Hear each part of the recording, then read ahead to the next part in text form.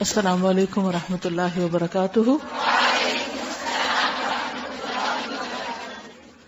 نحمده ونصلي على رسوله الكريم اما بعد فاعوذ بالله من الشيطان الرجيم بسم الله الرحمن الرحيم رب اشرح لي صدري ويسر لي امري واحلل عقدة من لساني يفقهوا قولي. انسان مسلم کب بنتا ہے؟ جب وہ اپنی مرضی، اپنی خواہش، اپنی رائے اور اپنی ڈیزائرز کو اللہ کی مرضی کے آگے ختم کر دے. جب وہ اللہ پر پورا ایمان اور اعتماد رکھتا ہو کہ اس سے بڑھ کر میرا کوئی خیر خواہ نہیں. اگر اس نے مجھے کوئی کام کرنے کا حکم دیا ہے تو اس میں سراسر میری بھلائی ہے، خواہ وہ بظاہر مشکل ہی نظر آتا ہے. اور اگر کسی چیز سے روکا ہے تو بھی اس میں میرے لیے مکمل فائدہ ہے. تو مجھے وہی کرنا ہے جو میرا رب مجھ سے چاہتا ہے، تاکہ وہ مجھ سے راضی ہو جائے. کیونکہ اللہ کی رضامندی سے بڑھ کر کوئی چیز نہیں جو کسی انسان کو ملے.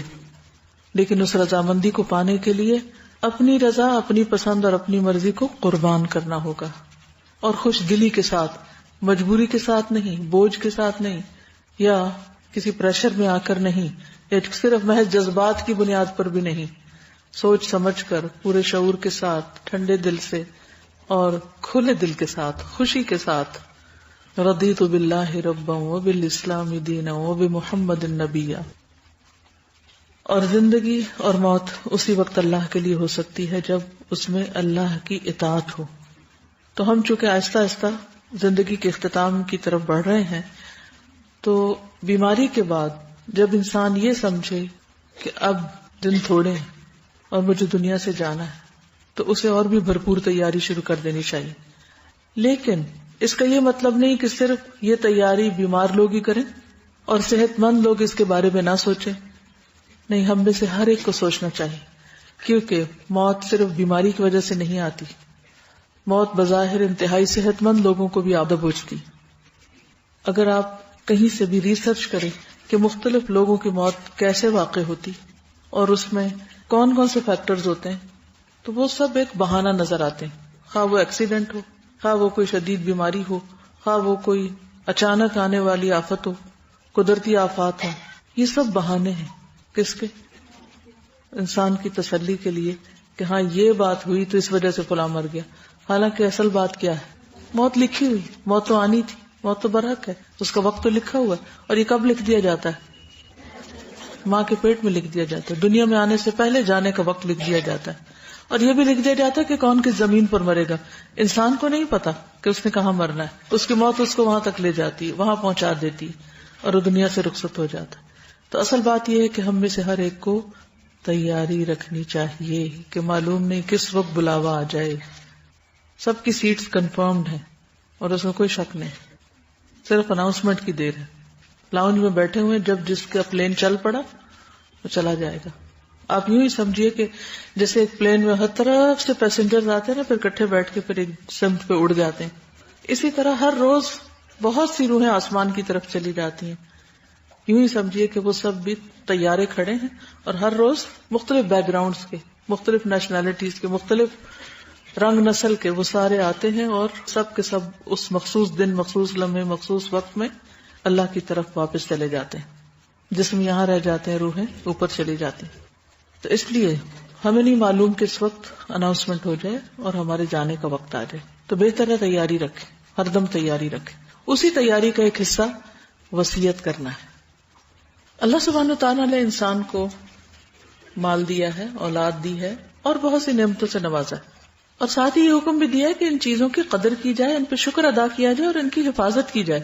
ان کو ضائع نہ کیا جائے، نہ اپنی زندگی میں اسراف کر کے، بیکار ضائع کر کے، اور نہ ہی مرنے کے بعد. تو یہ سب کچھ جب ہم اللہ تعالیٰ کے حکم کے مطابق کرتے ہیں تو یہ ہمارے لیے عبادت بن جاتا ہے اور اس پر ہمارے لیے اجر ہوتا ہے. اسی کا ایک حصہ وصیت ہے کہ انسان اپنی بلانگنگز کے بارے میں، خواہ وہ مال ہو یا اولاد ہو یا کچھ اور ہو، یا جس بھی چیز سے متعلق ہے وہ، یا اس کی کوئی ذمہ داری ہو، اس کے متعلق وہ اپنے بعد کیا سوچتا ہے، کیا چاہتا ہے، اس کا فیصلہ کرے اور اس کو باقاعدہ لکھ لے. تو وصیت اصل میں کہتے ہیں تاکیدی حکم کو، جو لازمی طور پر ماننا ہوتا ہے کسی کا، جو کوئی کہہ دے. اس کی شرائط کیا ہے، کون سا مانا جائے گا، کون سا نہیں مانا جائے گا، وصیت کس کس چیز میں کی جا سکتی ہے، کب کی جانی چاہیے، کس کے لیے کی جانی چاہیے، کون کون کر سکتا ہے، یہ ساری باتیں ہمیں اچھی طرح پتہ ہونی چاہیے، کیونکہ ہم نے یہ عہد کیا ہے کہ ان صلاتی و نسکی و محیایا و مماتی للہ رب العالمین، ہر چیز اللہ رب العالمین کے لیے ہوگی آغاز سے انتہا تک. تو وصیت بھی اللہ رب العالمین کے حکم کے مطابق. تو وصیت کیا چیز ہے؟ عام طور پر وصیت مالی معاملات سے متعلق ہی گردانی جاتی ہے، اس لیے پہلے میں اس سے متعلق بات کروں گی اور پھر جنرل وصیت کے بارے میں بھی بات کریں گے. تو وصیت ہے اپنے مال کا 1/3 حصہ 1/3 مرنے کے بعد کسی ایک کو یا زیادہ کو بانٹ دینے کا حکم دینا. زبانی کہہ جانا یا تحریر کرنا یہ وصیت کہلاتا ہے. تو میت کے مال کے 3 حصے کیے جائیں گے، 2 حصے مال وراثت شمار ہوں گے اور تیسرا حصہ بطور وصیت اگر وہ وصیت کر جائے. تو اس کا حکم کہاں سے ملتا ہے؟ قرآن پاک میں سورۃ البقرہ 180 میں آتا ہے، تم پر فرض کر دیا گیا ہے کہ اگر تم میں سے کسی کو موت آ جائے اور وہ کچھ مال و دولت چھوڑے جا رہا ہو تو مناسب طور پر اپنے والدین اور رشتہ داروں کے حق میں وصیت کر جائے. ایسی وصیت کرنا متقین کے ذمہ حق ہے.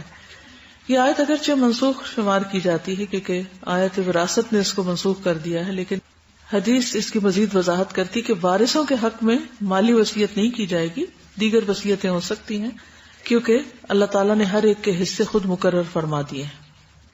ہاں وصیت پھر بھی باقی ہے، اور وہ کس کے لیے ہے؟ جن کے لیے میراث میں حصہ نہیں. ٹھیک ہے. اور ایسا کرنا دراصل مالدار شخص کو یا کسی بھی چیز کی ملکیت رکھنے والے کو اللہ سبحانہ وتعالیٰ کی طرف سے ایک خاص انعام دیا جانا ہے کہ وہ اپنے مال میں اپنی مرضی سے بھی کچھ تصریف کر سکے. دیکھیے کہ ایک وہ حکم ہے جو اللہ کا ہے، مال بندے کا ہے، لیکن حکم اللہ کا ہے، اسے اس کے مطابق تقسیم کرنا ہوگا. اور وہ کون سا؟ 2 حصے یعنی جو وراثت کے. اس میں انسان خود سے تبدیلی نہیں کر سکتا کہ ہاں اگر بیٹے کا بیٹی کے مقابلے میں دگنا ہے تو وہ کہے نہیں بیٹی کو مجھے دگنا دینا اور بیٹے کو کم دینا ہے کیونکہ یہ میری بات نہیں سنتا. نہیں، یہ اللہ کا حکم ہے، آپ کو اسی طرح دینا ہے جیسے اللہ نے فرمایا ہے، کیونکہ مال بھی تو اللہ ہی دیتا ہے نا. تو مرنے کے بعد اصل مالک کون ہے اس مال کا؟ پھر اللہ ہی ہے، وہ جس کو چاہے دے. تو اس نے حکم مقرر کر کے چھوڑ دیا کہ ایسے ایسے کرنا ہے. اس معاملے میں اللہ سبحانہ وتعالیٰ نے کسی اور کو حق نہیں دیا کہ وہ اپنی مرضی سے اس میں کوئی تبدیلی کرے. اور آیات میراث اور میراث کے احکامات ان چیزوں میں سے جن میں بہت کم کوئی اختلاف ہے، یعنی کہ بہت کم معمولی حصے میں، ورنہ سب اس پر متفق ہیں کہ اللہ سبحانہ وتعالیٰ نے ترازو لے کے ہر ایک کے حصے تول ناپ کے الگ الگ کر دیے، پورا قانون دے دیا اور اس کو علم الفرائض میں شمار کیا. لیکن 1/3 پھر انسان کے اختیار پہ چھوڑ دیا کہ اچھا تم اپنی مرضی سے جسے دینا چاہو دے دو. کتنا مہربان ہے ہمارا رب، کتنا زیادہ اس کو خیال ہے ہمارے جذبات کا، احساسات کا، اور پھر ہمیں اختیار دینے کا کہ اچھا تم اپنی مرضی سے اپنی خوشی سے جس کو دینا چاہتے ہو دو، لیکن صرف 1/3 دو گے، 2 حصے نہیں، 1 حصہ. تو اس میں اللہ کی بہت بڑی رحمت نظر آتی. آپ سوچئے کہ اگر آپ کو کسی کی طرف سے کوئی چیز مل رہی ہے اور ساتھ وہ آپ کو لسٹ دے دے کہ اس کو ایسے اور ایسے خرچ کرو. سے شوہر دیتا ہے اپنی بیوی کو کچھ مال، تو بعض شوہر کیا کہتے ہیں کہ یہاں خرچ کر سکتی، یہاں نہیں کر سکتی. کچھ کیا کہتے ہیں اتنا تو یہاں خرچ کرنا اور اتنے میں جو مرضی کرو. اور کچھ کہتے ہیں سارے میں جو مرضی کرو. تو اللہ سبحانہ وتعالیٰ نے ہمیں سارے مال میں مرضی کرنے کی کوئی اجازت نہیں دی، لیکن کچھ حصے کو ہمارے اس پہ چھوڑ دیو. تحفہ ایک، اچھا یہ گفٹ منی ہے، جو مرضی کرو اس سے. لیکن مرضی سے مراد پھر حدود کے اندر رہتے ہوئے مرضی جو ہر معاملے میں ہے. تو آپ اپنے لیے اس وصیت کے حق کو کیا سمجھیں گے؟ ایک تحفہ، ایک پرویلیج، اللہ کی طرف سے ایک رحمت کہ اللہ تعالیٰ نے آپ کو ایک اختیار دیا، حق دیا، تو اس کو استعمال نہیں کریں گے، سستی کریں گے اس معاملے میں، فائدہ نہیں اٹھائیں گے. مثلا آپ کے میرے پاس تو کچھ ہے ہی نہیں بھائی، پھر بھی ہے. اگر ایک رنگ بھی ہے نا آپ کے پاس تو اس کے بھی 3 حصے کیے جا سکتے ہیں، اور اس میں سے بھی 1 حصے کے آپ مالک ہیں، آپ جس کو چاہیں وہ دلوا دیں. وارثوں کو نہیں، وارثوں کے علاوہ، کیونکہ وارثوں کے تو آلریڈی 2 ہو گئے نا، تو تیسرے میں ان کو نہیں ملے گا. اللہ سبحانہ وتعالیٰ کی طرف سے قانون وراثت کے بعد وصیت کے بارے میں جو حکم ہے وہ ایک تاکیدی حکم ہے. النساء 12 میں آتا ہے. تو آخری حصے میں کیا فرمایا؟ من بعد وصیت یوصی بها او دین، جبکہ وصیت جو کی گئی وہ پوری کر دی جائے اور قرض جو میت نے چھوڑا ہو ادا کر دیا جائے اور وہ وصیت ذرا رساں بھی نہ ہو. یہ تاکیدی حکم ہے اللہ کی طرف سے اور اللہ سب کچھ جاننے والا اور نرم خو ہے.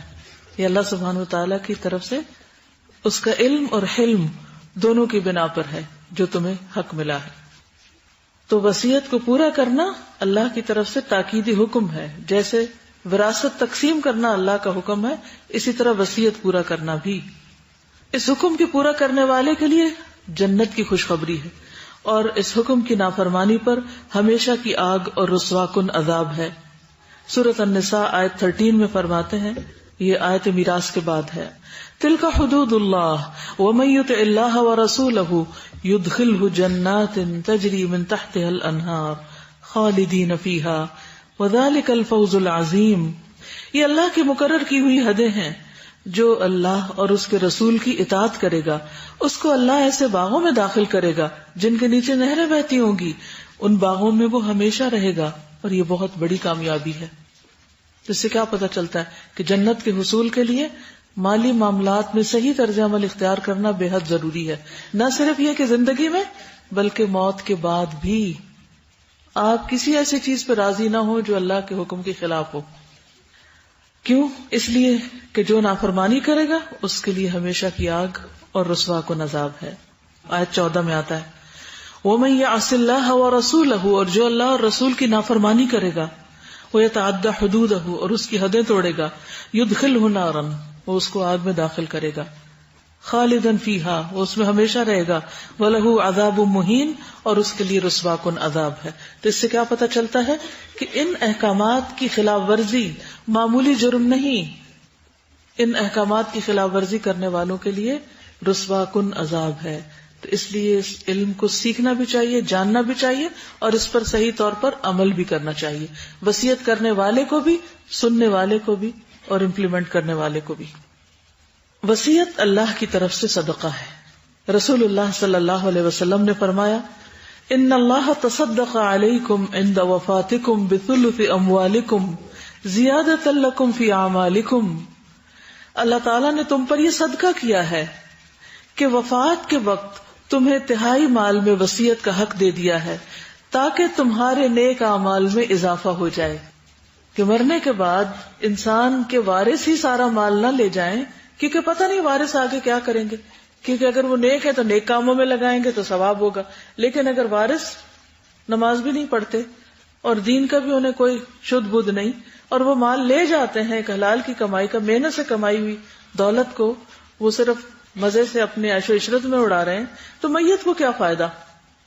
تو اللہ نے اس کو ایک حق دے دیا کہ تم اپنے ثواب کے لیے اپنی مرضی کے مطابق کسی بھی نیکی کے کام میں لگانے کی وصیت کر جاؤ، خواہ وہ کوئی پانی کا کنواں کھودانا ہو یا کسی یتیم خانے کی سرپرستی ہو یا کسی دینی ادارے کی سرپرستی ہو یا کوئی اور خیر و بھلائی کا کام کسی نے کرنا ہو، تو وہ اپنے مال میں سے اپنے مرنے کے بعد اس مال کو اس خاص کام میں لگانے کی وصیت کر سکتا ہے. کیوں؟ تاکہ اس کے نیک اعمال میں اضافہ ہوتا رہے، صدقۃ جاریہ، صدقہ جاریہ بن جائے. تو نہیں کریں گے اپنے لیے صدقہ جاریہ؟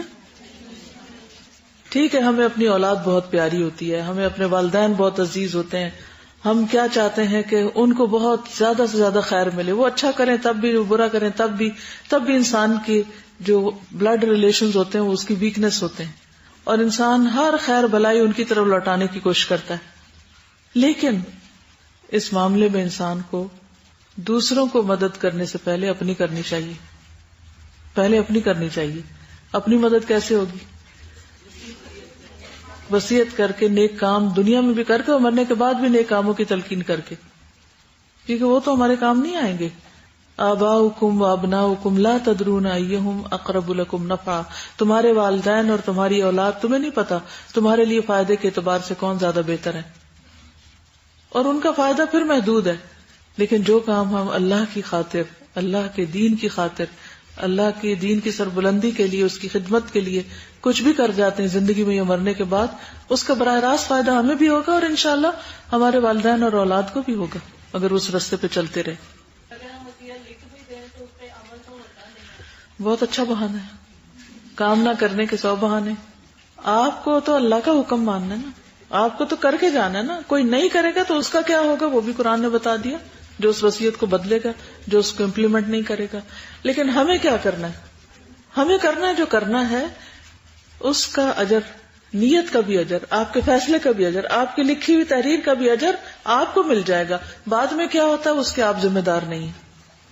تو اس وقت ہماری کیا بات ہو رہی ہے کہ ہم نے یہ کرنا ہے. اس وقت اہمیت کی بات ہو رہی ہے، عمل کی بات ہو رہی ہے. ٹھیک ہے، اس پہ توجہ رکھیے، سوچئے، فیصلہ کیجئے، اور جو کرنا ہے نا، کرنے کے کام الگ لکھتے جائیے کہ مجھے کیا کرنا ہے.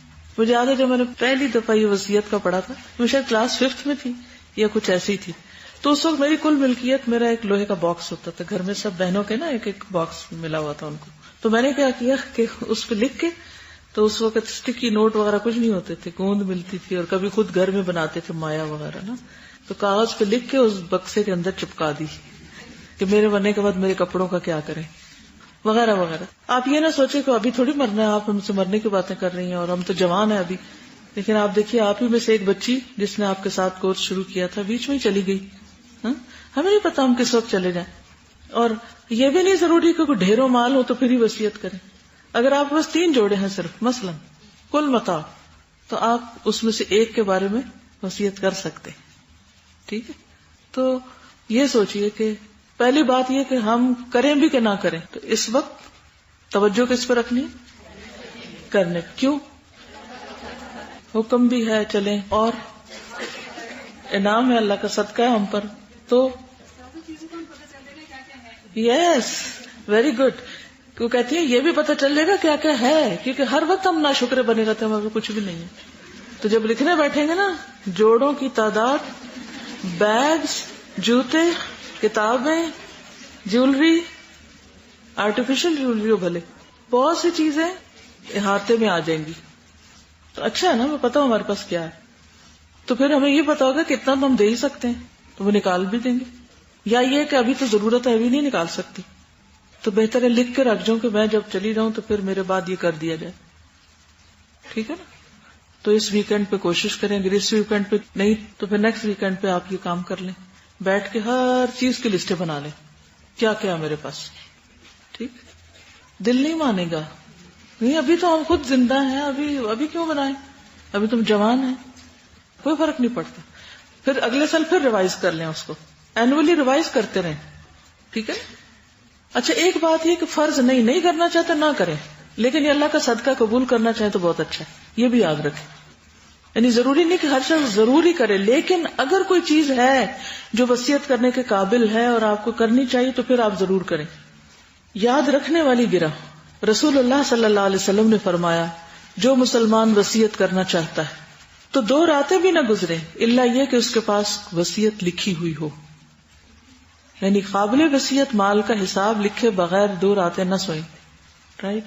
اچھا، قابل وصیت مال کہ جو آپ کا دل چاہتا ہے کہ آپ اس کو صدقے میں دیں، تو پھر صرف نیت نہ رکھیں، لکھ بھی لیں اس کو. سمپل سی بات ہے. اور اس میں حکمت کیا ہے کہ انسان کو یاد رہے کہ بھیجنے والے مالک کی طرف سے کسی بھی وقت واپسی کا بلاوا آ سکتا ہے. لہذا اچانک فوت ہونے کی صورت میں کسی بھی انسان سے لوگوں کے وہ اموال اور امانتیں ضائع نہ ہو جائیں جن کا وہ سرپرست یا امین رہا ہے، اور قیامت کے دن اس ذمہ داری کی باسپرس سے بچ جائے. کچھ چیزیں ایسی ہوتی ہیں کہ جو دوسروں کی ہمارے پاس ہوتی ہیں، ان کو لوٹانے کا بھی بندوبست ہونا چاہیے. یہ وصیت لکھ کر رکھنا ایسا ہی ہے جیسے بعض سیدھے سادے لوگ کوئی بات یاد رکھنے کے لیے کپڑے میں گرہ لگا لیتے ہیں، لیکن بعضوں کو یہ بھی بھول جاتے ہیں گرہ کیوں لگائی تھی. گرہ تو یاد رہتی ہے لیکن گرہ کا مقصد یاد نہیں رہتا. ٹھیک. سیدنا ابو ہریرہ کہتے ہیں کہ ایک شخص نے رسول اللہ صلی اللہ علیہ وسلم سے کہا، یا رسول اللہ، کون سا صدقہ افضل ہے؟ آپ نے فرمایا، تمہارا وہ صدقہ افضل ہے جو تم اس درست صحت مند حالت میں انت تصدق وانت صحیح حریص، اور ساتھ تھوڑی مال کی لالچ بھی ہے، مال کی حرص بھی ہے، اور ڈرتے بھی ہو کہ مال کم ہونے سے کہیں محتاجی یا فقر کا شکار نہ ہو جاؤں، تو اس وقت کچھ دینا سب سے بہترین چیز ہے. یعنی تمہارا اپنا دل چاہتا ہے کہ خود استعمال کر لو، لیکن اس کے ساتھ کیا ہے، ضرورت مند بھی ہو اور اندر ایک طلب بھی ہے، پھر بھی انسان اس میں سے کچھ جب نکال کے دیتا ہے تو بیسٹ صدقہ ہوتا ہے. اور اتنی دیر مت لگاؤ کہ دم حلق میں آ جائے تو کہنے لگو فلاں کو اتنا دے دو، فلاں کو اتنا، حالانکہ اب تو وہ فلاں کا ہو ہی چلا. یعنی تم دنیا سے جا رہے ہو تو دوسروں کو ہی ملے گا، تمہارے ساتھ تھوڑی جائے گا. تو اس سے کیا بات پتہ چلتی ہے کہ نمبر 1 پہلے سے ہی سوچ لینا چاہیے، چاہے تھوڑا ہے اس میں سے بھی دینے کا سوچ لینا چاہیے، زندگی میں بھی دینا چاہیے، چاہے خود ضرورت مند بھی ہوں، پھر بھی اپنی ضرورت کاٹ کے بھی دوسرے کو دیا جا سکتا ہے۔ وہ ایک عورت کا واقعہ میں نے کہیں پڑھا تھا کہ بہت غریب عورت تھی، اس کے پاس بس ایک وقت کی اپنے گھر میں اپنے بچوں کو کھلانے کے لیے روٹی کا آٹا ہوتا تھا۔ وہ کیا کرتی تھی کہ بس اس آٹے کو گوندتی، 6 یا 7 پیڑے بناتی اور ہر پیڑے میں سے تھوڑا تھوڑا نکال لیتی، اور وہ جو نکلا ہوا ہوتا تھا وہ صدقے کی نیت سے نکالتی تو اس سے ایک اور روٹی بنا لیتی اور وہ روٹی غریب کو دے دیتی۔ یعنی 7 بچے ہیں، ہر ایک کو ایک ایک دینی ہے، تو ہر ایک کے پیڑے سے اتنا اتنا نکال لیا تو کیا ہوا، ایک 8ویں روٹی بن گئی۔ تو آپ سوچئے کہ جس کی نیت ہوتی ہے نا صدقہ کرنے کی، وہ کبھی نہیں سوچتا کہ کہاں سے دوں، وہ کہیں نہ کہیں سے نکال ہی لیتا ہے۔ اور یہ اللہ کا وعدہ ہے کہ جب تم دو گے تو اللہ تعالیٰ تمہیں اور عطا کرے گا۔ صدقہ دینے سے مال کم نہیں ہوتا، وہ لوٹ آتا ہے، زیادہ ہو جاتا ہے، وہ مال کو بڑھانے کا ذریعہ بھی ہے۔ لیکن ایمان ہو، یقین ہو، اعتماد ہو تو پھر ہی کریں گے نا۔ تو موت سے پہلے صدقہ کرنے کے موقع سے فائدہ اٹھا لینا چاہیے۔ سورۃ المنافقون آیت 10 میں آتا ہے وَأَنفِقُوا مِمَّا رَزَقْنَاكُم مِّن قَبْلِ أَن يَأْتِيَ أَحَدَكُمُ الْمَوْتُ فَيَقُولَ رَبِّ لَوْلَا أَخَّرْتَنِي إِلَىٰ أَجَلٍ قَرِيبٍ فَأَصَّدَّقَ وَأَكُن مِّنَ الصَّالِحِينَ، اور اس میں سے خرچ کرو جو ہم نے تمہیں دیا ہے اس سے پہلے کہ تم میں سے کسی کو موت آ جائے، پھر وہ کہے اے میرے رب تو نے مجھے قریبی مدت تک مہلت کیوں نہ دی، تھوڑی سا موقع اور مل جاتا کہ میں صدقہ کرتا اور نیک لوگوں میں سے ہو جاتا۔ تو اس لیے جو دینا ہے دے ڈالے انسان، اور جو مرنے کے بعد بھی صدقہ کرنا ہے یعنی وصیت کی شکل میں، وہ بھی لکھ لے۔ رسول اللہ صلی اللہ علیہ وسلم نے فرمایا تم میں سے کون ہے جسے اپنے مال سے زیادہ اپنے وارث کا مال پسند ہو؟ اپنے مال سے زیادہ وارث کا مال پیارا۔ صحابہ نے عرض کیا یا رسول اللہ ہم میں کوئی ایسا نہیں جسے مال زیادہ پیارا نہ ہو۔ آپ نے فرمایا پھر اس کا مال وہ ہے جو اس نے موت سے پہلے اللہ کے راستے میں خرچ کر دیا، اور اس کے وارث کا مال وہ ہے جو وہ چھوڑ کے مر گیا۔ اپنا مال کون سا ہے؟ جو اللہ کے پاس ہے، زندگی میں بھی جو اللہ کو دیا اور جو مرنے کے بعد بھی اللہ کے نام پہ خرچ کرنے کا ارادہ ہے۔ اور باقی کس کا ہے؟ باقی سب دوسروں کا ہے۔ ہم میں سے بہت سے لوگ دوسروں کے مال کی تو خوب حفاظت کرتے، لیکن اپنا مال جو اللہ کے پاس ہے اس کو بھولے ہوئے ہیں کہ وہاں کچھ اور جمع کرا دے۔ وصیت میں تاخیر ناپسندیدہ ہے۔ ابن عمر فرماتے ہیں کہ نبی صلی اللہ علیہ وسلم نے فرمایا کسی بھی مسلمان کو لائق نہیں کہ وہ 3 راتیں بھی گزارے مگر اس حال میں کہ اس کی وصیت اس کے پاس لکھی ہوئی نہ ہو۔ عبداللہ بن عمر فرماتے ہیں کہ جس وقت میں نے رسول اللہ صلی اللہ علیہ وسلم کا وصیت کے بارے میں ارشاد سنا اس وقت سے میری وصیت میرے پاس موجود رہتی ہے۔ یہ تھے صحابہ کہ جب سے میں نے سنا ہے میں نے اسی وقت سے عمل کر لیا اور میری وصیت جب سے میرے ساتھ ہی رہتی ہے۔ لیکن اس کے برعکس جو کنجوس انسان ہے، اگر وہ مرتے وقت جب اس کو یقین ہو جائے کہ اب میں نے مر ہی جانا ہے، ڈاکٹر نے کہہ دیا وہ 2 مہینے زیادہ زندہ نہیں رہ سکتے، تو اس وقت اگر کوئی وصیت کرتا ہے تو اس کا وہ فائدہ نہیں جو انسان صحت کی حالت میں کرتا ہے۔ یاد رکھیے صحت کی حالت میں، ضرورت کی حالت میں کرنا زیادہ بہتر ہے بنسبت بیماری اور موت کے قریب۔ بصر بن جحاش قرشی رضی اللہ عنہ سے روایت ہے ایک مرتبہ نبی صلی اللہ علیہ وسلم نے اپنے ہاتھ پر لعاب ڈالا اور اس پر انگلی رکھ کے فرمایا اللہ تعالیٰ فرماتا ہے ابن آدم تو مجھے کس طرح عاجز کر سکتا ہے جبکہ میں نے تجھے اس جیسی چیز سے پیدا کیا، یعنی لعاب جیسی سٹکی چیز سے۔ جب میں نے تجھے برابر اور معتدل بنا دیا تو 2 چادروں کے درمیان چلنے لگا، یعنی ایک اوپر کا کپڑا اور ایک نیچے کا، اور زمین پر تیری چاپ سنائی دینے لگی، پاؤں مار کے چلنے لگا۔ تو نے مال جمع کیا اور روک کر رکھتا رہا، جب روح نکل کر ہنسلی کی ہڈی میں پہنچی تو کہتا ہے کہ میں یہ چیز صدقہ کرتا ہوں، لیکن اب صدقہ کرنے کا وقت کہاں رہا۔ بہتر صدقہ کیا تھا کہ اس سے پہلے کر لیتے۔ کیا ہم ماں کے پیٹ سے چیزیں لے کر آئے؟ جو کچھ بھی ہمارے پاس جو بھی ہے اللہ ہی نے دیا ہے، تو اللہ کے راستے میں دیتے وقت دل پہ بوجھ نہیں ہونا چاہیے، دل کی خوشی سے دینا چاہیے، تھوڑا ہو یا زیادہ۔ تو یہاں کیا پتہ چلتا ہے کہ آپ کے صدقے کی ویلیو کم ہوتی جاتی ہے جوں جوں موت کا وقت قریب آتا جاتا ہے۔ لیکن جو شخص ساری زندگی صدقے کا عادی رہا ہے، ہمیشہ کرتا رہا، تو اس کا موت کے وقت بھی بہت ویلیوبل ہے۔ ٹھیک ہے۔